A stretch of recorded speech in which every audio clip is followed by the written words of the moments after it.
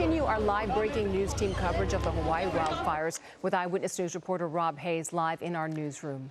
Rob. Giovanna, the devastation on Maui is so widespread. Emergency officials say they can't get an accurate grasp on how many buildings have been damaged or destroyed. And questions are being raised about warning sirens that may not have been used. Many saying they had no idea the flames were coming. Now, the Hawaii wildfires are still 80% contained today, and fire officials say it will take a few more days to fully contain it. The latest update out of Maui put the number of dead at 67, with even more victims expected to be found. That is because as many as 1,000 people are still unaccounted for. And today, residents and hotel guests are being allowed to return to certain fire-affected areas. This as more video of the inferno is finding its way off the island.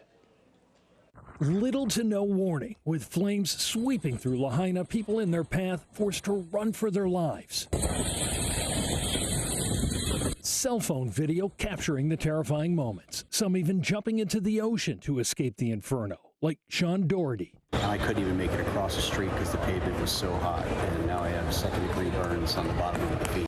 Reports now that warning sirens were not triggered. Emergency officials say warnings were delivered through mobile phones, television, and radio stations, but widespread power and cell phone outages may have limited their reach. Lahaina, known for its lush landscape and picturesque beaches, now unrecognizable in some spots. It just breaks my heart that all the history from back in the whaling days of the 1800s, dust, ash and dust. Today, parts of West Maui now reopening. People with proof of residency or for tourists, proof of hotel reservations are being let in. But what they find almost certainly will not be what they left behind. Fire came from the top, and everything that's in line with whatever my grandma's house upwind is leveled. It's just only maybe cement columns, white ash, looks like tombstones. The Maui fire is 80% contained. The focus now finding those who are missing. One estimate puts that number around 1,000 people. Search and rescue efforts continue with extra teams today, including a FEMA team with cadaver-sniffing dogs. We will continue to see loss of life. We also have seen many hundreds of homes destroyed, and that's going to take a great deal of time to recover from. It's heartbreaking beyond measure. Former Orange County resident Laren Gartner owns 2 restaurants in Lahaina. One of them, Cheeseburger in Paradise, which has been there for 34 years. But this is what it looks like now. Gartner is unsure if she'll ever be able to rebuild, but says her losses don't compare to what the people of Lahaina are going through.